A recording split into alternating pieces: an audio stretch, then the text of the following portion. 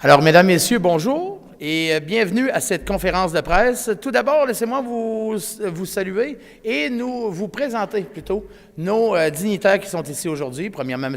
Gaétan Barrette, ministre de la Santé et des Services sociaux. M. Michel Delamarre, président directeur général du Centre intégré universitaire de santé et de services sociaux de la capitale nationale. Madame Martine Turcotte, vice-présidente exécutive chez Québec chez Bell. Québec chez Bell. Elle est à Québec, mais elle travaille chez Bell. Madame Lucie Tremblay, présidente de l'Ordre des infirmières et infirmiers du Québec et administratrice de la Fondation de l'Ordre des infirmières et infirmiers du Québec. Monsieur Yves Deconinck, directeur de la recherche du Centre intégré universitaire de santé et de services sociaux de la capitale nationale. Et finalement, moi. Oui, alors moi, je me présente, je m'appelle P.A. Méthode et je suis l'heureux porte-parole de l'Institut de recherche en santé mentale depuis plus de 3 ans maintenant. Oui, alors partout sur les autoroutes, quand vous voyez une face que c'est marqué P.A. Méthode bipolaire, c'est moi. Alors, je suis très content d'être ici aujourd'hui avec vous parce que, comme je disais à bien des gens tantôt, la dernière fois que je suis venu ici, j'avais un long chandail qui s'attachait dans le dos et je voyais des papillons. Alors aujourd'hui, j'en vois plus de papillons. Des fois aussi, parce que je suis aussi TDA. Alors, non, je vais être aujourd'hui le maître de cérémonie pour la conférence de presse. Et il est très important pour moi d'être présent aussi aujourd'hui parce que vous le savez peut-être, comme je viens de vous le dire, je suis bipolaire et je suis aussi un papa. Et aujourd'hui, ce que nous allons vous présenter aura un impact vraiment important, autant sur moi que sur les autres parents. Pour commencer la conférence de presse, nous allons laisser la parole à nos invités d'honneur. Par la suite, il y aura une période de questions générales suivie de la photo officielle. Les porte-paroles ainsi que moi-même seront disponibles pour des entrevues individuelles à la toute fin. J'invite donc maintenant le Dr Yves Deconinck, directeur de la recherche du Centre intégré universitaire de santé et de services sociaux de la capitale nationale, à venir vous parler du projet. Monsieur Deconinck. Merci, M. Méthode. Monsieur le ministre, M. Delamarre, PDG du CIUS de la capitale nationale, c'est plus simple. Madame Turcotte, vice-présidente exécutive Québec chez Bell. Madame Tremblay, présidente de l'Ordre des infirmières et infirmiers du Québec. Je tiens aussi à souligner la présence de M. Véraud, président de la Fondation de l'Institut universitaire en santé mentale de Québec. Chers collègues et ici présents, bonjour. La direction de la recherche du CIUS de la capitale nationale est particulièrement fière de la performance du Centre de recherche de l'Institut universitaire en santé mentale de Québec. Un des centres qui a connu la croissance la plus fulgurante au pays dans les 15 dernières années. Notre centre a réussi à recruter les meilleurs chercheurs, à mettre en place des infrastructures ultramodernes, à la fine pointe des technologies, et à développer des créneaux d'excellence uniques, dont l'utilisation de la lumière pour élucider les mystères du cerveau, prévenir la maladie mentale, voire même la traiter. J'en profite pour souligner la présence du récipiendaire de la chaire d'excellence en recherche du Canada en neurophotonique, le docteur Pierre Marquette, physicien et psychiatre clinicien, qui nous vient de la Suisse, que nous avons recruté grâce à cette chaire. L'attribution de cette seule chaire d'excellence du Canada dans le domaine de la santé mentale vient consacrer notre position de chef de file à l'échelle nationale et internationale. Cette chaire nous permettra d'utiliser les nouvelles technologies pour mieux comprendre l'origine des grandes maladies psychiatriques afin de pouvoir les détecter et les traiter précocement. Grâce à la photonique, à l'électrorétinographie, ainsi qu'à notre banque de données historiques sur les familles à risque, il sera bientôt possible d'utiliser la rétine de l'œil afin d'identifier les facteurs de risque chez les enfants de développer des maladies mentales telles que la schizophrénie, la maladie bipolaire, les dépressions majeures et les troubles anxieux graves. Nous sommes, j'ose le dire, nous sommes à l'aube de grandes découvertes scientifiques Je tiens ici à souligner les travaux de l'équipe de recherche du Dr Maziad, en collaboration avec les docteurs Marc Hébert et Chantal Mérette, qui vise à développer un premier test biologique, une première mondiale, qui permettrait la prévention et l'intervention précoce afin de réduire les effets de la maladie et son impact sur la population.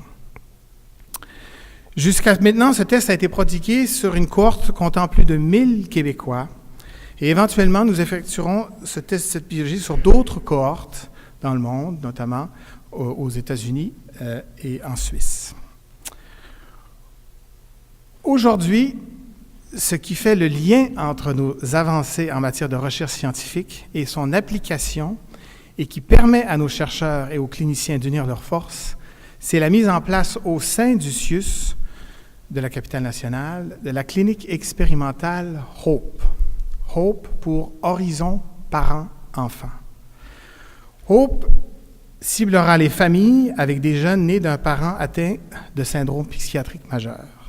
C'est un projet novateur visant à offrir aux familles ciblées un accès simplifié, intégré, fluide et continu de services de santé mentale sur le territoire de la capitale nationale.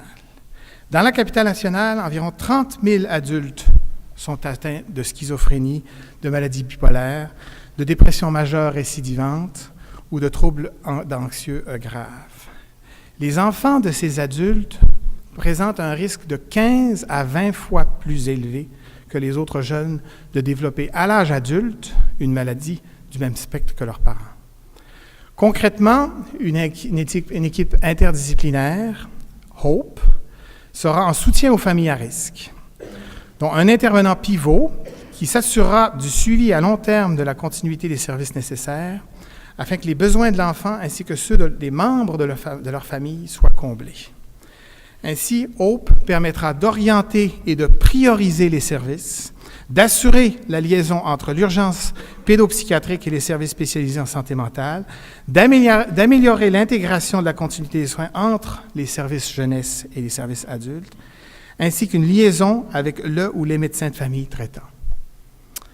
Je tiens à remercier chaleureusement nos précieux partenaires, sans qui tout cela ne serait pas possible. Merci donc à la Fondation de l'Ordre des infirmières et infirmiers du Québec, ainsi qu'à Belle Cause pour la cause, d'appuyer la santé mentale, de permettre des avancées spectaculaires sur le plan de la recherche en santé mentale et de participer par le fait même à l'amélioration des services et du bien-être des familles touchées par la maladie psychiatrique.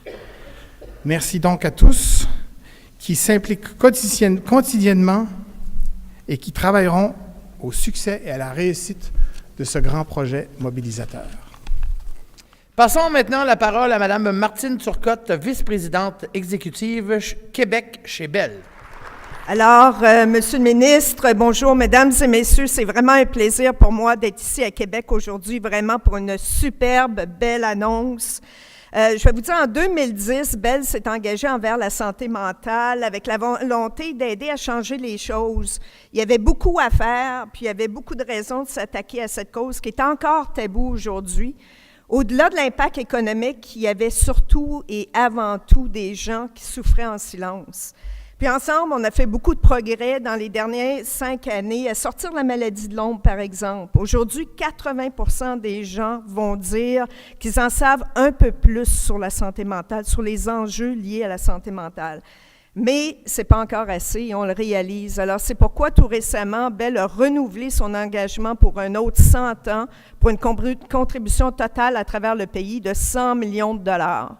Mais ici, aujourd'hui, on est ici pour une belle annonce parce que c'est un projet de recherche qui est unique. Je vais vous dire, quand on me l'a présenté, tout de suite, j'ai dit, il faut faire quelque chose avec ça. On a travaillé avec toute l'équipe de Bell et merci au Centre de recherche, merci à l'Institut, parce que vous avez quelque chose qui est unique au Canada.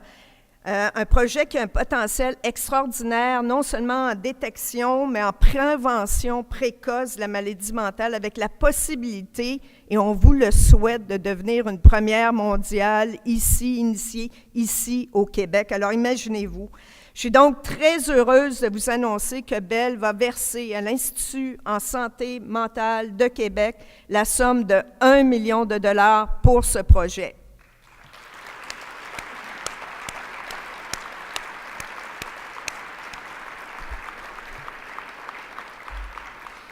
Ce qui est incroyable, c'est que ce premier test biologique-là représente vraiment un espoir formidable pour les familles, non seulement de la capitale nationale, mais partout ailleurs au Canada, et on l'espère à travers le monde. Imaginez quand ça va pouvoir être exporté, c'est vraiment incroyable. La description là, du projet, je vous souhaite d'aller des avancées, d'aller de l'avant. Félicitations à l'Institut, mais félicitations au Centre de recherche, à toute l'équipe pour ce beau projet, et continuez, c'est beau de voir votre passion à vraiment essayer de percer les secrets du cerveau.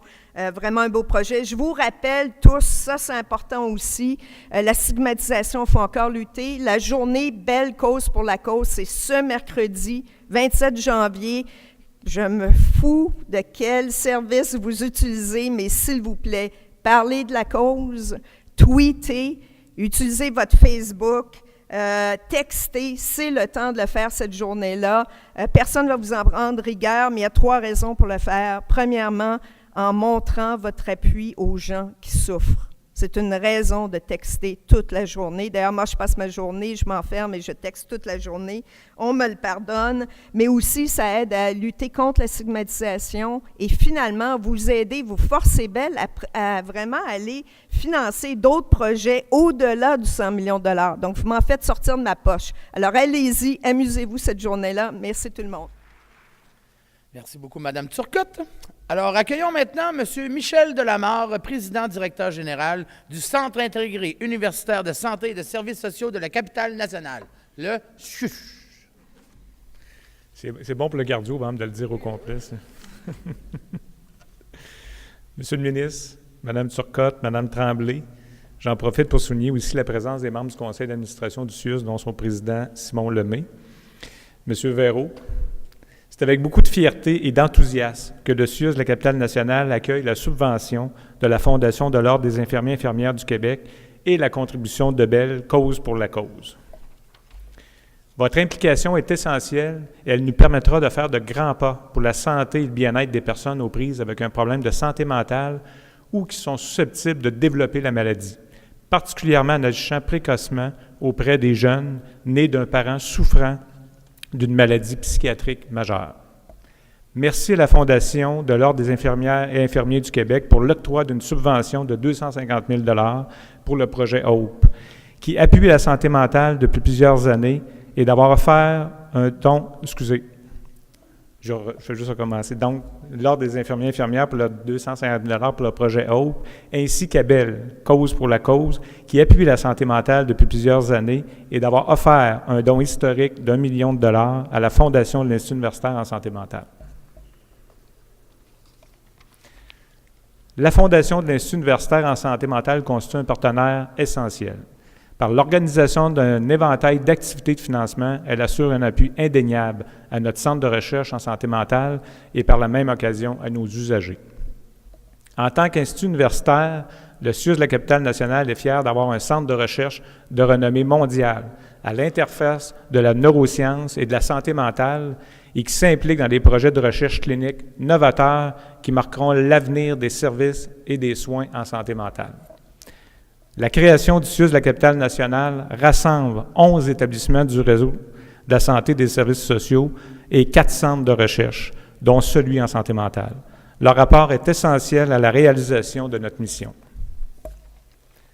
Les chercheurs de renom, les équipes cliniques compétentes et expérimentées, ainsi que le soutien extraordinaire des partenaires publics et privés permettent aujourd'hui de travailler tous ensemble à la réalisation de projets tels que HOPE. Celui-ci permettra d'améliorer l'accès, la fluidité et l'intégration des soins et services en santé mentale, tout en plaçant la famille, l'usager au cœur de nos préoccupations. Les retombées de cette recherche et de la clinique HOPE qui en découle feront une grande différence pour les familles touchées par une problématique de santé mentale.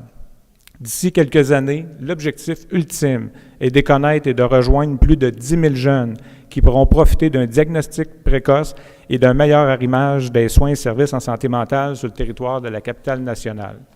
Toutes ces actions sont d'ailleurs en cohérence avec le plan d'action en santé mentale 2015-2020. J'aimerais souligner le travail exceptionnel de l'équipe de recherche en santé mentale du CIUS de la capitale nationale pour leur détermination et leur vision, de même que les équipes cliniques qui s'impliquent dans cette nouvelle aventure qu'est HOPE. Le CIUS de la Capitale-Nationale est fier d'être une organisation à l'avant-garde de la santé mentale, et ce, pour le bien-être de la population et l'avenir de nos jeunes. Le projet HOPE, particulièrement, s'inscrit en parfaite harmonie avec la transformation qu'on est en train de faire actuellement dans le CIUS de la Capitale-Nationale. On parlait tantôt, j'ai entendu, les barrières se brisent, la mise en place du CIUS, plus que jamais, est une opportunité extraordinaire avec le projet qu'on a devant nous, HOPE, pour une meilleure intégration de services et une meilleure réponse aux besoins de nos usagers et leurs familles. Donc, merci beaucoup. Alors, merci, M. Delamare. Maintenant, j'inviterai le ministre de la Santé et des Services sociaux, M. Gaétan Barrette, à vous adresser la parole. M. Méthode vient de me dire que j'ai une bouteille d'eau parce qu'il pense que je vais parler longtemps. Ce qui m'arrive, effectivement. Alors, M. Delamare, Mme Turcotte, évidemment, Mme Tremblay, Dr. Maziad, M. Deconinck, tous les partenaires et les participants, évidemment, à cet exercice-là, bienvenue, merci d'être ici. Et je suis très content d'être ici aujourd'hui, évidemment, parce que quelle belle façon de commencer l'année. C'est ma première intervention en 2016 et je tenais à être ici pour toutes sortes de raisons. La première, évidemment, elle a été évoquée de façon assez détaillée par chacun des intervenants à leur manière, mais je vais un peu résumer les choses. Vous constaterez là, que le gouvernement du Québec n'a pas d'implication financière dans le projet. Par contre, le gouvernement, et particulièrement mon ministère, a beaucoup d'intérêt dans ce projet-là. Et je vais commencer par souligner l'importance de l'implication philanthropique des donateurs. On ne le dira jamais assez, un gouvernement ne peut pas tout faire. Et il y a des innovations qui ne peuvent pas venir d'ailleurs que de l'implication des donateurs. Et à cet égard-là, je vais donc commencer par souligner l'implication de Bell Canada en santé mentale. Ce n'est pas la première fois qu'on est ensemble sur le même podium, moi et Mme Turcotte. Je pense que ce ne sera peut-être pas la dernière fois. Et à chaque fois, ça a toujours été pour des événements majeurs. Alors, merci à Bell Canada. C'est vraiment quelque chose d'extraordinaire. Et ce projet-là est un projet, comme vous l'avez constaté, qui est unique. Maintenant, merci aussi à l'Ordre des infirmières et infirmiers du Québec, évidemment, pour son implication. Pourquoi? Parce qu'avec la Fondation de l'Institut en santé mentale, qu'est-ce que l'on fait ici? Bien, on participe à la transformation, pas simplement scientifique, mais aussi clinique de la société québécoise. Comme M. Delamare l'a dit il y a quelques instants, avec justesse, la loi 10 qui a mis en place les CIS et les CIUS, c'est une loi qui vise à faire en sorte qu'on mette en place un système le plus intégré, le plus fluide, le plus efficace possible, où les gens qui ont une compétence jouent leur rôle de façon pleine et entière. Et dans ce projet-là, de ce projet de recherche-là, évidemment, il y a le côté purement scientifique, le test, et on espère que ça va être un succès. Mais il y a aussi tout le côté clinique, l'analyse, la détection, le suivi, l'accompagnement, le traitement et, je vais citer M. Deconinck, voire la guérison de problèmes de santé mentale graves, sérieux. Bien, c'est un peu ça notre objectif. Et on sait que ça ne pourra se faire, on le sait là aujourd'hui, là, que si on arrive dans notre système de mettre ensemble, de façon intégrée, toutes nos forces, que ça aille de la recherche dans le plus pointu jusqu'à la clinique sur le terrain. Et là, viennent ici se mettre ensemble tous les partenaires. On est tous ici, là, toute l'échelle du partenariat, du suivi, de la continuité des soins est là. Je pourrais même aller jusqu'à dire du ministre jusqu'à qui que ce soit, là, en passant par l'administration. Mais on est tous là. Puis n'oublions pas la philanthropie. Alors, je vous remercie vraiment beaucoup à Bell Canada pour vous impliquer là-dedans. C'est un projet qui est extraordinaire. L'ordre aussi. En réunion préparatoire, je disais à mes collègues du CIUS l'importance dans ce projet-là de s'assurer que la recherche qui se fait puisse éventuellement se traduire dans des meilleures pratiques que l'on disséminera dans la grandeur du Québec. C'est à ça que ça sert, ces projets de recherche-là. C'est des projets de recherche qui visent les patients, les familles, les citoyens et citoyennes du Québec. Et ces projets de recherche-là doivent être construits d'une telle manière que si à la fin, il y a une donnée probante qui sort, bien, cette donnée probante-là doit servir à être appliquée ailleurs. Et pour être appliqué ailleurs, il faut avoir une structure qui le permette. Il faut avoir un projet de recherche qui soit construit pour pouvoir transférer ces données-là, ces expertises-là. Bien, c'est ça qui va être fait. Alors, je vous souhaite le plus grand des succès. Moi, je suis convaincu que ça va être un succès, peu importe la finalité, parce qu'il n'y a pas de doute qu'on va apprendre quelque chose là-dedans. Et il n'y a pas de doute qu'on pourra, à la grandeur du Québec, du Canada et du monde, pouvoir voir la translation de ces expériences-là. Alors, je vous dis merci à toutes et à toutes, à la Fondation de l'Ordre, à Bell, au CIUS, aux chercheurs. C'est vous, les initiateurs. Je vais terminer là-dessus. Vous avez raison d'être fiers. Moi, si j'étais à votre place, je serais fier aussi. Et moi, je suis fier de participer à ça, un peu à distance, mais je peux vous dire une chose, je serai certainement là pour reproduire votre expérience lorsque vous aurez connu, sans aucun doute, votre succès. Merci beaucoup. Merci, Monsieur le ministre. Je vais juste en rajouter une petite achère, moi. C'est pas grand-chose, là. Mais moi, je vis avec la bipolarité diagnostiquée depuis 2002. On est en 2016 aujourd'hui, fait qu'un petit calcul, 14 ans. Diagnostiqué, médicamenté avec un TDA en plus, mais je suis aussi papa d'une jeune fille de 4 ans. Et je vais parler au nom de tous les papas et mamans qui sont atteints d'une maladie mentale et qui ont des enfants et qui chaque matin et chaque soir se demandent si leur enfant n'aura pas les mêmes symptômes qu'eux autres ou si leurs enfants vont grandir normalement et n'auront pas à vivre tout ça. Fait que, M. Deconinck, merci. Merci pour tous ces parents-là qui, chaque matin et chaque soir, sont obligés de prendre un autre médicament pour le stress en plus. Mais merci pour tous ces parents-là qui non seulement vivent avec la maladie, mais qui ont des enfants et qui s'en inquiètent tous les jours. Merci.